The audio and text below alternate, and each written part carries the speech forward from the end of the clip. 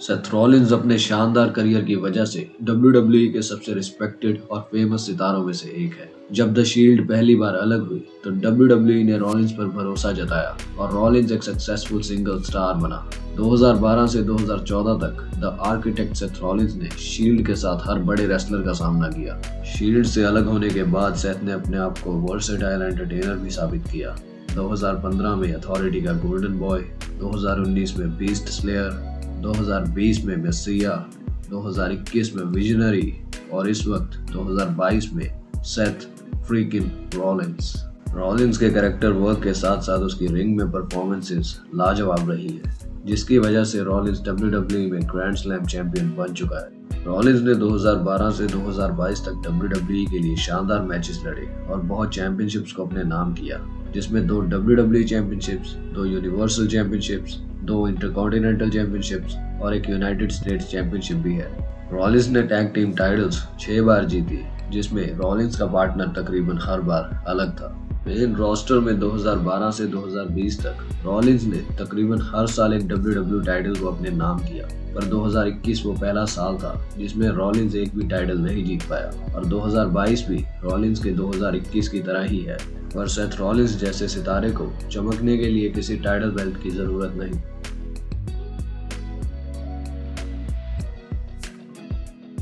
WWE raw में shield ने एक धमाकेदार डेब्यू किया, जिसमें NXT ब्रांड के wrestlers Seth Rollins, Roman Reigns और डीन एम्ब्रोस ने रायबैक को अटैक करके CM पंक की मैच जीतने में हेल्प की। इसके बाद शील्ड महीनों तक अनडिफीटेड रही और WWE में दबदबा बनाते हुए जॉन सीना, अंडरटेकर, रॉक और बिग शो जैसे लेजेंड्स को अटैक किया। अनडिफीटेड स्ट्रीक चलती रही और एक्सट्रीम रूल्स 2013 इवेंट में शील्ड ने टीम हेल नो को टैग टीम टाइटल्स के लिए चैलेंज किया। दोनों टीम्स में बढ़िया कंपटीशन देखने को मिला, जिसमें फास्ट पेस्ड और एक्साइटिंग एक्शन था। शील्ड पार्टनर्स सेथ रॉलिंस और रोमन रेंस ने टीम हेल नो के टीममेट्स डैनियल ब्रायन और केन को टैग टीम टाइटल्स के लिए हरा के मैच जीता। ये टाइटल्स तो बस सेथ और रोमन की करियर की शुरुआत थी और WWE की चोटी पर जाने के पहले कदम। शील्ड ने टाइटल्स को लगातार अच्छी टीम्स के खिलाफ डिफेंड किया। इस टाइटल रन में सबसे बढ़िया मैचेस में शील्ड ने टीम हेल नो को रॉ में हराया, डैनियल ब्रायन और रैंडी ऑर्टन की टीम को पे बैक में हराया, ऊसोस को मनी इन द बैंक में और प्राइम टाइम प्लेयर्स को नाइट ऑफ चैंपियंस में। टाइटल रन के आखिरी मैचेस में सेथ रॉलिंस और रोमन रेंस की टीम बैटल ग्राउंड्स में एक शानदार मैच में कोडी रोड्स और गोल्डस्ट से हार गई और उसके बाद शील्ड 14 अक्टूबर के रॉ एपिसोड में रोड ब्रदर्स से फिर से हार गई और टाइटल रन 149 दिन बाद खत्म हुआ।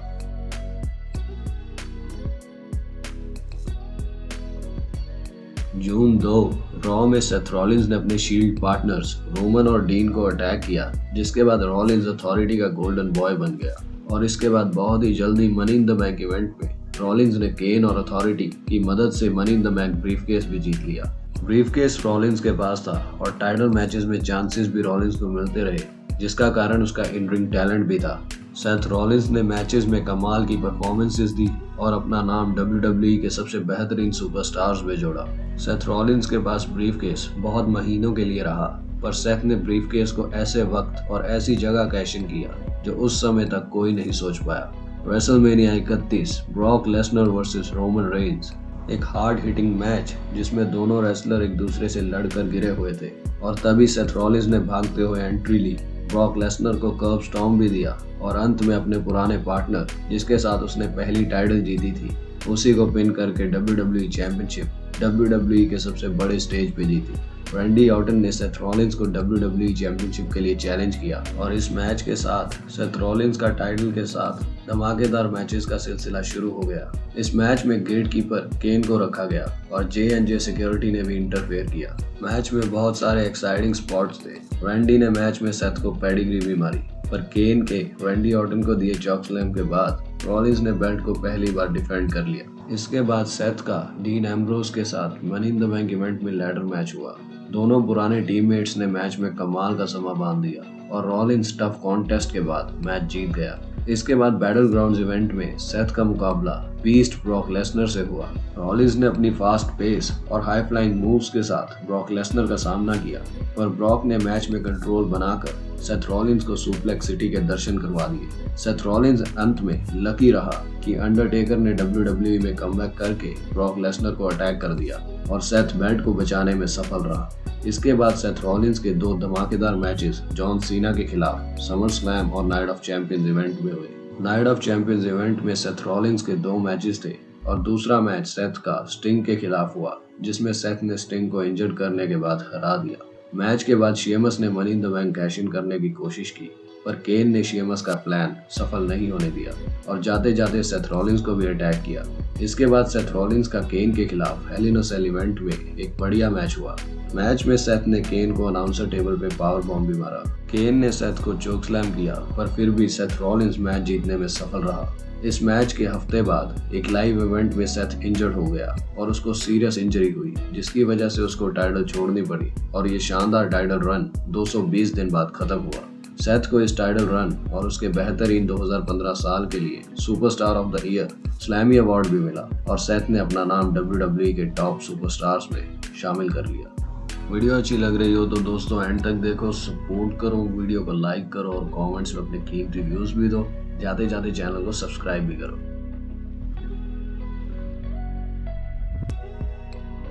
WWE चैंपियनशिप रन के दौरान सेथ रॉलिंस का समर स्लैम 2015 इवेंट में जॉन सीना के खिलाफ winner takes all match setup हुआ, जिसमें मैच जीतने वाला रेसलर दोनों बेल्ट्स WWE चैंपियनशिप और यूनाइटेड स्टेट्स चैंपियनशिप साथ ले जाएगा। हर John Cena versus Seth Rollins के मैच की तरह इस मैच ने भी आग लगा दी। मैच में टॉप लेवल का एक्शन था और दोनों रेसलर्स ने अपनी ए गेम फैंस के सामने पेश की। क्लासी मूव्स और उन पे किए काउंटर्स भी लाजवाब थे। अंत में जॉन स्टेवर्ट ने जॉन सीना को अटैक किया और सेथ दोनों बेल्ट्स एक साथ जीतने वाला पहला रेसलर बना। सीना और रॉलिंस में नाइट ऑफ चैंपियंस इवेंट में यूनाइटेड स्टेट्स चैंपियनशिप के लिए एक और मैच हुआ। इस बार WWE चैंपियनशिप दांव पर नहीं थी। यह मैच एक और धमाकेदार मैच था, जिसमें सीना और रॉलिंस की परफॉर्मेंसेस याद रखने वाली थी। मैच में एक्साइटिंग मूव्स की भी कोई कमी नहीं थी और मैच जीतकर जॉन सीना अपनी बेल्ट वापस जीता, जिसकी वजह से सेथ रॉलिंस का यूनाइटेड स्टेट्स चैंपियनशिप रन 29 दिन बाद खत्म हुआ। Extreme rules 2016 event Roman Reigns versus AJ Styles WWE championship एक कमाल का मैच, जिसमें एजे स्टाइल्स और रोमन ने टॉप लेवल परफॉर्मेंसेस दी और इनोवेटिव मूव्स के साथ फैंस को अंत तक मैच में बनाए रखा। इस टफ कॉन्टेस्ट को रोमन रेंस ने जीता और अपनी टाइटल को डिफेंड किया, पर मैच खत्म होते ही सेथ रॉलिंस ने WWE में शॉकिंग रिटर्न करने के बाद रोमन को अटैक किया। रॉलिंस ने रॉ के एपिसोड पे कहा कि वो रोमन से अपनी बेल्ट वापस जीतेगा। उसने कहा कि वो बेल्ट को हारा नहीं था, उसे बेल्ट छोड़नी पड़ी थी। कोई भी उसे बेल्ट के लिए हरा नहीं पाया था। इसके बाद रोमन रेंस और सेथ रॉलिंस का money in the bank 2016 event में WWE चैंपियनशिप मैच हुआ। मैच में रोमन रेंस और सेथ रॉलिंस की इंटेंसिटी एक नंबर थी। सेथ रॉलिंस ने रोमन को पेडिग्री मारकर मैच को खत्म किया और एक बार फिर से रोमन से WWE चैंपियनशिप को छीन लिया।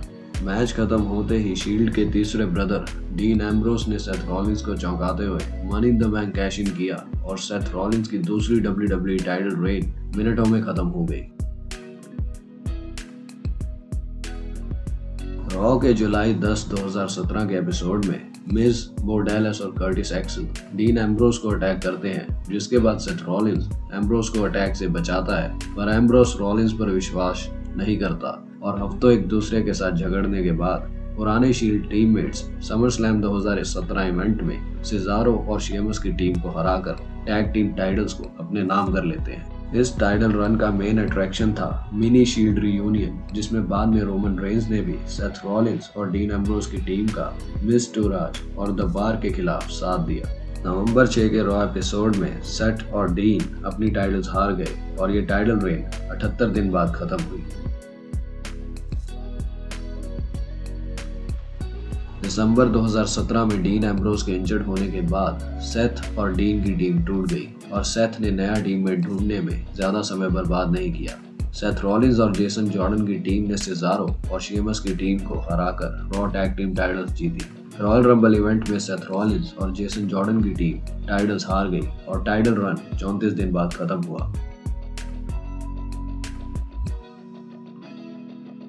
रेसलमेनिया 31 में WWE चैंपियनशिप जीतने और रेसलमेनिया 33 में ट्रिपल एच को हराने के बाद सेथ रॉलिंस ने रेसलमेनिया 34 में मिज और फिन बैलर को ट्रिपल थ्रेट मैच में हराकर इंटरकॉन्टिनेंटल चैंपियनशिप जीती। टाइटल जीतकर सेथ रॉलिंस ने WWE ग्रैंड स्लैम चैंपियंस में अपना नाम दर्ज किया। रॉलिंस ने इस टाइटल रन में बेल्ट को ओपन चैलेंजेस में डिफेंड किया, मिज और एलायस जैसे रेसलर्स को भी हराया, पर बेल्ट के लिए रॉलिंस को डॉल्फ जिग्लर ने 18 जून 2018 की रॉ में ड्रू मैकिंटायर के इंटरफेरेंस के बाद हरा दिया, जिसकी वजह से रॉलिंस की पहली इंटरकॉन्टिनेंटल टाइटल रेन 71 दिन बाद खत्म हुई। इंटरकॉन्टिनेंटल चैंपियनशिप को हारने के एक महीने बाद समर स्लैम में रॉलिंस ने जिगलर को हराकर बेल्ट करियर में दूसरी बार जीती।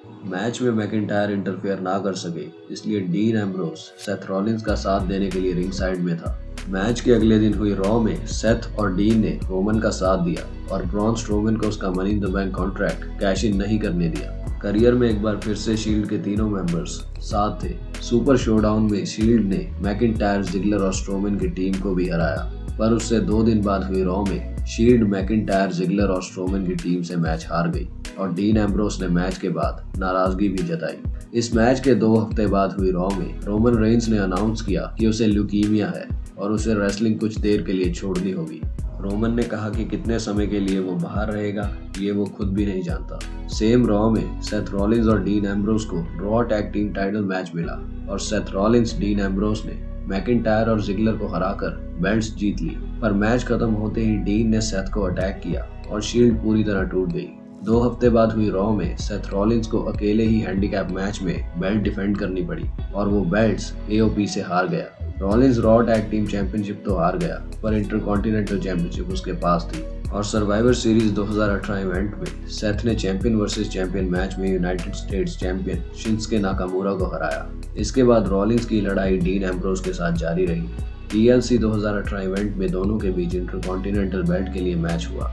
मैच बहुत ही अनप्रेडिक्टेबल था और दोनों के बीच तगड़ा कॉन्टेस्ट हुआ, पर अंत में डीन एम्ब्रोस ने सेथ रॉलिंस को हरा दिया और सेथ की दूसरी इंटरकॉन्टिनेंटल चैंपियनशिप रेन 119 दिन बाद खत्म हुई। सेथ रॉलिंस का यूनिवर्सल चैंपियन बनने का रास्ता रॉयल रंबल मैच से शुरू हुआ और सेथ रॉलिंस ने एलायस और बॉबी लैशली को मैच से एलिमिनेट भी किया। बॉबी लैशली ने एलिमिनेट होने के बाद सेथ को अटैक किया, पर सेथ ने मैच में कमबैक करके ब्रॉन स्ट्रोमन को एलिमिनेट किया और रॉयल रंबल मैच जीतकर रेसलमेनिया के मेन इवेंट में जगह पक्की की।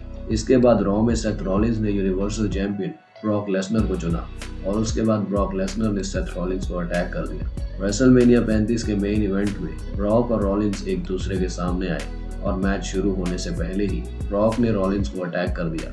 ब्रॉक ने सेथ को रिंग के चारों ओर घुमाकर पीटा और ब्रॉक लेसनर ने डोमिनेटली मैच को स्टार्ट किया, जिसके बाद ब्रॉक ने सुप्लेक्स सिटी के दर्शन सेथ रॉलिंस को कराए। मैच में वापस आने के लिए सेथ रॉलिंस ने अचानक ब्रॉक को लो ब्लो कर दिया और उसके बाद मल्टीपल कर्ब स्टॉम्प्स के बाद रॉलिंस ने अपनी पहली यूनिवर्सल चैंपियनशिप जीती। रेसलमेनिया 31 में सेथ ने ब्रॉक से WWE चैंपियनशिप जीती थी और रेसलमेनिया 35 में यूनिवर्सल चैंपियनशिप। सेथ रॉलिंस का पहला टाइटल डिफेंस AJ स्टाइल्स के खिलाफ money in the bank event में आया, जिसमें 2 टॉप क्लास रेसलर्स ने उस साल का one of the best championship match fans के सामने पेश किया। मैच को सेथ रॉलिंस ने जीता और चैंपियनशिप रेन को तगड़ा स्टार्ट मिला। इसके बाद बैरन कॉर्बिन के साथ राइवलरी हुई जो कुछ खास नहीं थी। एक्सट्रीम रूल्स 2019 इवेंट में सेथ रॉलिंस और उसकी वाइफ बेकी लिंच का मैच बैरन कॉर्बिन और लेसी एवंस से हुआ। सेथ रॉलिंस और बेकी की जोड़ी ने मैच तो जीता, पर मैच के बाद सेथ रॉलिंस पे ब्रॉक लेसनर ने अपना money in the bank briefcase caching किया और रेसलमेनिया 31 का बदला भी लिया। सेथ रॉलिंस का पहला यूनिवर्सल टाइटल रेन 98 दिन बाद खत्म हुआ। एक्सट्रीम रूल्स के अगले दिन हुई रॉ में सेथ रॉलिंस ने all star 10 man battle royal जीती, जिसमें रैंडी ऑर्टन और रोमन रेंस भी थे। मैच जीतकर सेथ रॉलिंस का मैच ब्रॉक लेसनर के खिलाफ समर स्लैम 2019 में सेटअप हो गया। समर स्लैम में सेथ ने एक और तगड़ी परफॉर्मेंस दी और सेथ ने जर्मन सुप्लेक्स जैसे मूव्स को रिवर्स भी किया। ब्रॉक ने सेथ की इंजरीज पे अटैक भी किए, पर बीस्ट स्लेयर सेथ रॉलिंस ने ब्रॉक लेसनर को एक बार फिर से हराया और यूनिवर्सल चैंपियनशिप करियर में दूसरी बार जीती। सेथ रॉलिंस ब्रॉक लेसनर को समर स्लैम और रेसलमेनिया में हराने वाला पहला रेसलर भी बना। रॉलिंस इस टाइटल रन में ब्रॉन स्ट्रोमन के साथ रॉ टैग टीम चैंपियन भी बना और करियर में तीसरी बार डबल चैंपियन भी। क्लैश ऑफ चैंपियंस में स्ट्रोमन और Rollins tag team belts Roode और जिगलर से हार गए और क्लैश ऑफ चैंपियंस में ही ब्रॉन और सेथ यूनिवर्सल चैंपियनशिप के लिए एक दूसरे से लड़े। सेथ ने ब्रॉन के खिलाफ अपनी टाइटल बेल्ट सक्सेसफुली डिफेंड की। मैच के बाद सेथ रॉलिंस को फील्ड ने अटैक किया और उसके बाद स्मैकडाउन एपिसोड्स में भी फील्ड का सेथ को अटैक करना जारी रहा। दोनों के बीच पहला मैच हेल इन अ सेल इवेंट में हुआ। मैच में फील्ड को सेथ के मूव्स और अटैक्स का खास असर नहीं हो रहा था। सेथ के कर्ब स्टॉम्प्स भी उसके काम नहीं आ रहे थे और मैच की एंडिंग बहुत अजीब थी। सेथ ने फील्ड के सर पर चेयर्स और लैडर्स लगाई और जैसे ही सेथ हथौड़े से फील्ड के सर पर मारने लगा तभी रेफरी ने मैच का विनर सेथ को घोषित कर दिया। मैच के बाद फील्ड ने सेथ रॉलिंस को फिर से अटैक किया और इसके बाद दोनों का मैच क्राउन ज्वेल में हुआ। इस मैच की कहानी भी पहले जैसी थी और उसे किसी भी मूव का कोई फर्क नहीं पड़ रहा था। मैच में बहुत कूल स्पॉट्स थे और फॉल्स काउंट एनीवेयर होने की वजह से फील्ड और सेथ ने रिंग के बाहर कमाल के मूव्स मारे। अंत में सेथ ने फील्ड को इलेक्ट्रिसिटी और फायरों की वायर्स के पास फेंक दिया पर फील्ड को कोई असर नहीं हुआ और फील्ड मैंडिबल क्लॉ यूज करने के बाद मैच जीत गया। सेथ की अब तक की आखिरी वर्ल्ड टाइटल रेन 80 दिन बाद खत्म हुई।